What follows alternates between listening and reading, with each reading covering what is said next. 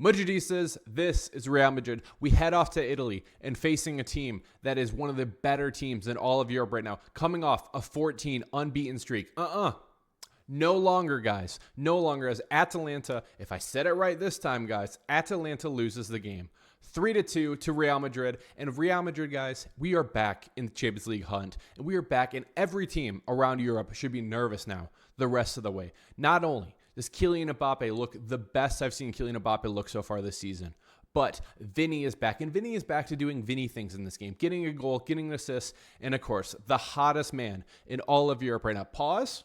Maybe pause. But Jude Bellingham, guys, gets another goal in this one too, and right now is considered, in my opinion, the best player in the entire world. So guys, in this video, I'm going to be talking about the match, what exactly happened with this Real Madrid team, how did Atalanta, if I said it right again, come back in this game, and guys, I will be giving you, of course, my man of the match. But before we get started, if you're new around here, I'm Dally with Dallyfc, and I cover all things Real Madrid. At the end of the video, if you like the content and you want to see more from myself, please hit that subscribe button. Right now, guys, smash that like button as well. It helps me out a ton, and also, don't even do it just for me. Do it for the Real Madrid win. And guys, let me know in the comments who is your man of the match. Now, Madridistas coming into this game against Atalanta, whatever it is. You guys roasted me in the comments in the last one. And guys, you know what? You were right. I don't know how to say the game. I don't know how to say that team's name. I will say it about 3 or 4 different times in this one. And if I'm wrong in all of them, that's okay. That's okay. I'll try just not to say it, guys. But coming into this game against that team over in Italy, the team that has 14 games, unbeaten so far, 12 wins and 2 draws in 14 games, no longer. But we were a little nervous. You know, I predicted coming into this game 2-1 was going to be what the final score was. Well, it was a little better than that because it ended up being 3-2. But coming into this game, I was wondering, you know, is Vinny going to be back? Are we going to be putting Rodrigo out there? Well, Carlo Ancelotti actually came out with a lineup that was a little different than mine, but I was okay with it overall. As you guys can see, this was the starting 11 that Carlo Ancelotti rolled out there. Now, my first concern, of course, we dropped down to right back. Lucas Vazquez getting a start. You guys all know, if you've been watching the videos, you know how I feel about Lucas Vazquez at right back, especially when you're going in against an elite player like Lookman is over there in Italy as well. But we'll talk about him. We'll talk about him in a little bit. But I love to see Tchouaméni back at center back. Guys, I've been talking about it multiple times so far this year. Tchouaméni is a center back moving forward. Carlo Ancelotti, maybe he's starting to realize it as well, because we honestly, you know, coming into this, you might be saying, oh, you can't be putting, who else are you going to be putting at center back? We can put Raul Asensio there. We could be putting him there. But Tchouaméni, I think, will be the center back moving forward when it comes to big games so far. If he can stay healthy, I would like to see Raul Asensio get more and more time and more, you know, rotation and stuff. I don't think rotation is a bad thing, so hopefully we can be seeing him a little more. But the thing I did like to see in this starting 11 was Dani Ceballos and Fede Valverde doing that double pivot in the midfield too. And let's start up top. Vinny and Mbappe. Vinny, guys, is back. And finally, I was very happy to say, because I was a little concerned coming into this match, you know, are we going to be seeing a really good Vinny? Is he going to be fully back? But we'll talk about his health and exactly how he did today. Jude Bellingham, Dani Ceballos, Fede Valverde, and then Brahim Diaz make up the midfield. Ferran Garcia starts at left back because Ferland Mendy is out. Rudiger, Tchouaméni, Lucas Vazquez, and of course, Courtois. Now, coming into this game, guys, I was feeling pretty good. Pretty good about the lineup. Didn't love Lucas Vazquez out there. But what I did like to see was that Kylian Mbappe was going to be out there with Vinny Jr. And guys, Kylian Mbappe looked good. I was tweeting about it. If you guys aren't following me on Twitter, link is in the description. You should be following me on Twitter because that's where I'm talking throughout the game. And my first thoughts coming into this and watching those first 10 minutes is Kylian Mbappe has looked the best that I've seen him look this entire year so far. And we get a goal very quick in this game too. Who else from? Kylian Mbappe, guys. Kylian Mbappe gets a beautiful goal right away in the beginning of this game. And what a goal it is. 10th minute in this one. Honestly, guys, he could have had 3 goals. But taking a look here, the 2nd minute gets a really good shot. It was a better save from the Atalanta. I'm going to butcher it, guys. I'm sorry. From the goalkeeper over there. But the 10th minute, Kylian Mbappe gets the ball. And it is a pass from Brahim Diaz.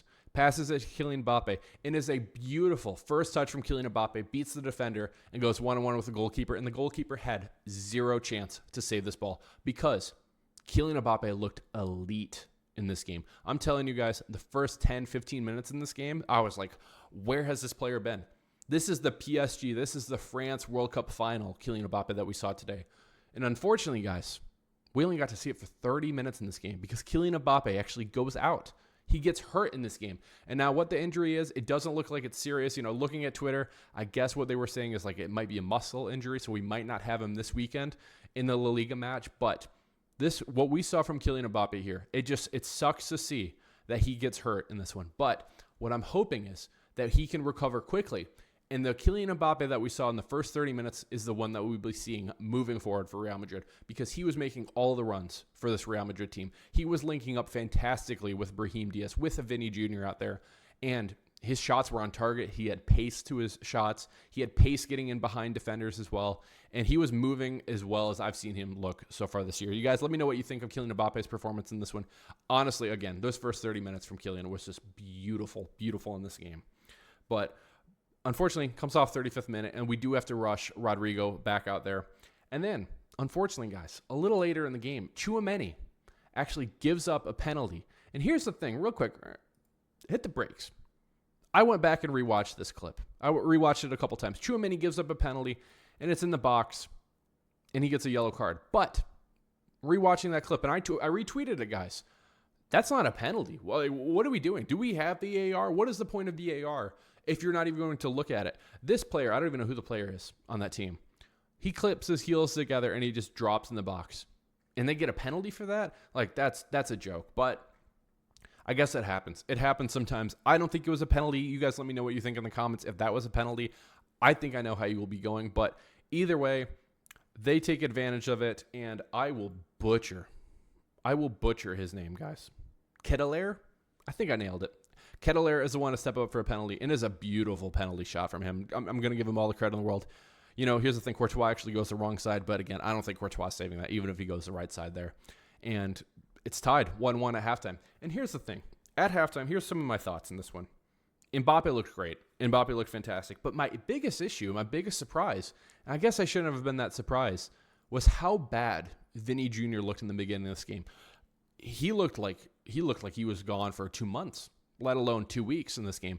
I was so surprised with how unfit he looked in this game too, and how unfit Rodrigo looked as well. We only got to see Rodrigo for about 15 minutes in the first half, but I was like, what is happening with this? But elite players just have the ability sometimes when the ball falls to them that they can make elite things happen. And we'll talk about Vinny in this one, but he had a good game overall. Good game overall for him. I thought Tchouaméni was very good in the first half of this game. And honestly, overall, I thought Tchouaméni was very good. At center back, overall in the game, guys, he actually had 5 clearances in it, and 4 of them were block shots. And 4 of them, there was at least 2 or 3 of those block shots that easily could have been on-target shots from this team. Lookman had a couple of them. Pasalic, if I said that right. Ederson, I think, even had a shot. And luckily, Tchouaméni was there and Courtois was there as well. But coming into halftime, I wasn't feeling good. I wasn't feeling great, I'll be honest with everybody here. I thought Lucas Vazquez was getting a little exposed out there. Lookman is he's a baller. He's a baller. That's all I can say about him.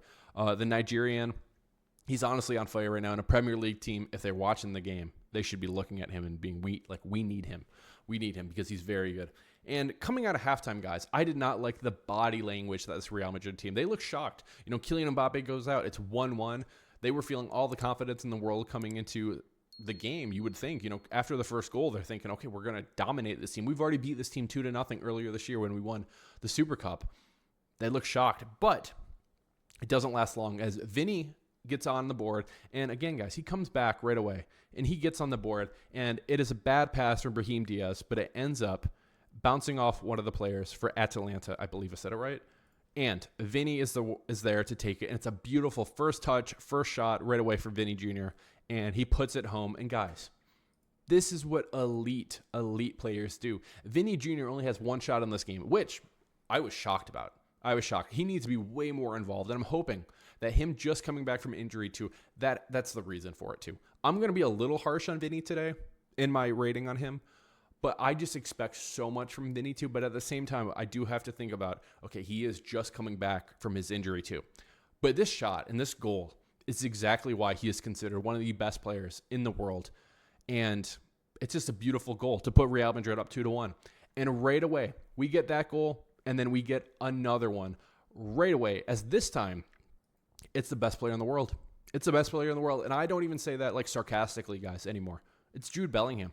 Jude Bellingham makes a run.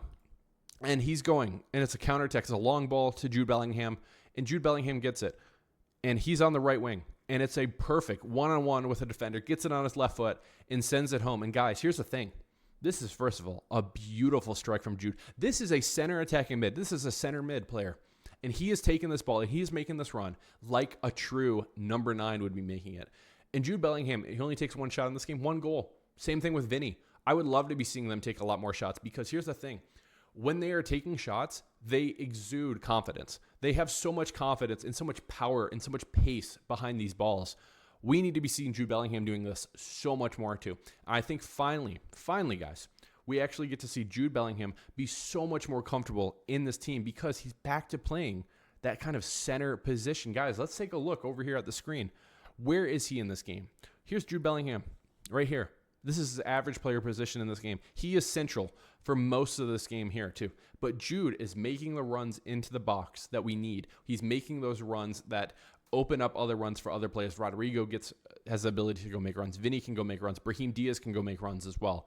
And again, this ball in this shot from Jude Bellingham is just beautiful in this game. Beautiful. So to put Real Madrid up 3-1, and it's still early in the second half. You know, this second goal in the second half came in the 59th minute. So this is where I'm a little concerned. And this is really where I think Carlo Ancelotti, this is where you have the opportunity to make subs in this game.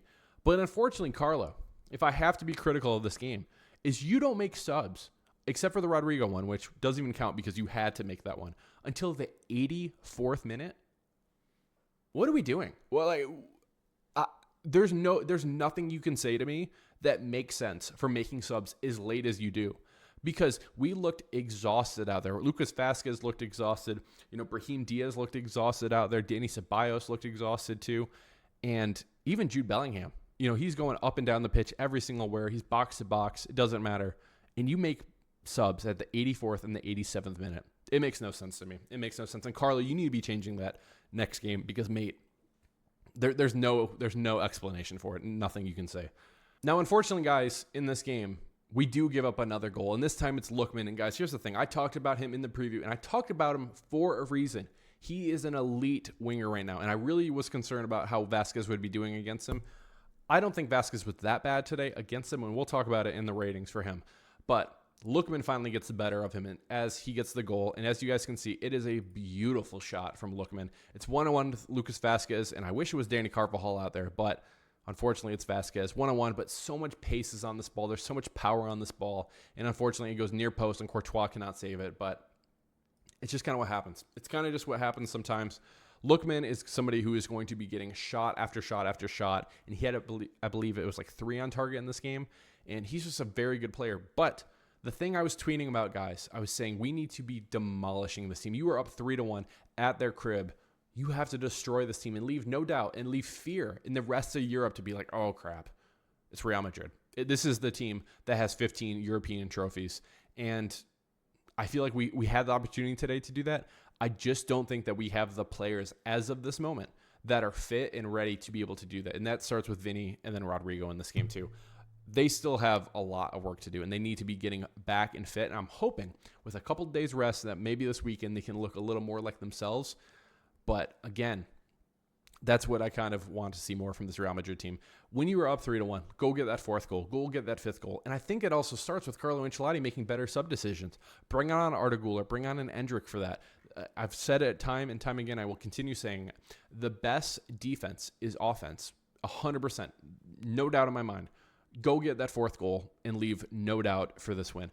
Luckily, nothing else really happens the rest of the game. Actually, they get one more chance, but I believe it would have been ruled offsides right at the last final seconds of this game.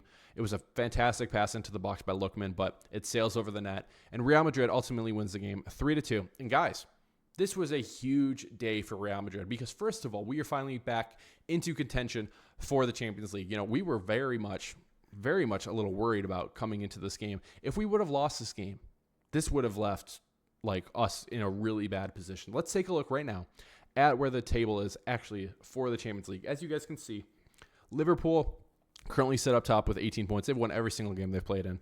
And then Real Madrid right now, we are in 18th place, but we have 9 points. We have a couple games that we should be favored in pretty heavily against. I believe we play Brest coming up here, so hopefully we can expose them. And then I believe we also play Salzburg as well. And hopefully we can expose them as well. So a couple games coming up here that we will definitely need to be winning to actually solidify our place in the Champions League into the next round for that. But when it comes to this game, guys, I want to talk about each individual player and give you my rating for them in this game.